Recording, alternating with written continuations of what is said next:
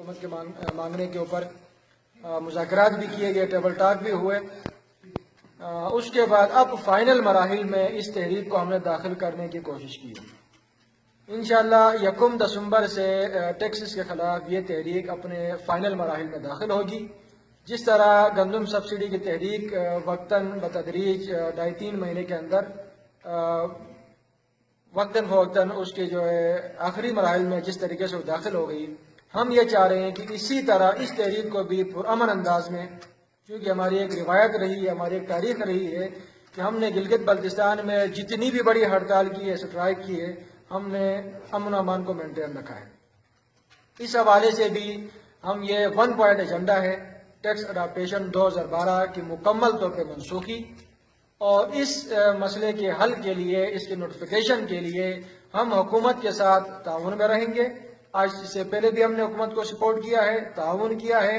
ये अलग बात है हुकूमत के चंद वज़रा जो है ना भंग पी के मनगढ़ंत बयान देते रहते हैं। हमने जब भी बुलाया हुकूमत ने, हम उनके पास गए हैं। जब भी आना चाहा हमने दरवाजे खोले हैं, हमारे पास आए हैं, मुज़ाकरात हुए हैं। तब जाके हमने इनको इतना वक़्त दिया है। अगर हम मुज़ाकरात की टेबल पर ना आते तो शायद इसका हल बहुत पहले निकल चुका होता।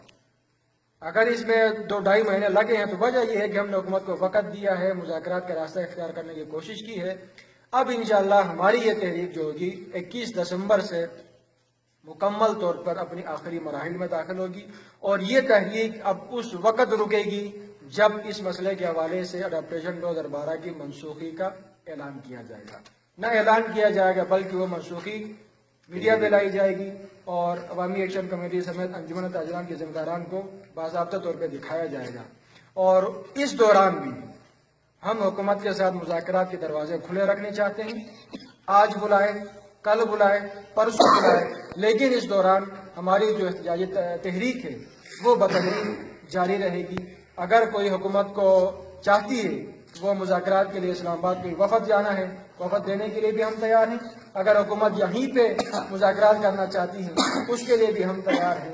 तो बिलगरज ये है कि ये तहरीक तमाम अज़ला में अपने उरूज को पहुँच चुकी है, और इसलिए हम हुकूमत से ये मुतालबा करते हैं और गिलगित बल्तिस्तान के अंदर जो दीगर हमारे इदारे हैं उनसे भी हम ये अपील करते हैं, क्योंकि गिलगित बल्तिस्तान एक नाजुक दौर से गुजर रहा है। हम नहीं चाहते कि मौजूदा हुकूमत के लिए भी परेशानियां सामने आ जाएं और वफाक के लिए भी इस गहमा गहमी के आलम में हम वफाक को भी किसी परेशानी में नहीं डालना चाहते हैं। लिहाजा इस इलाके की हैसियत को मद्देनजर रखते हुए हमारे हुक्मरान हो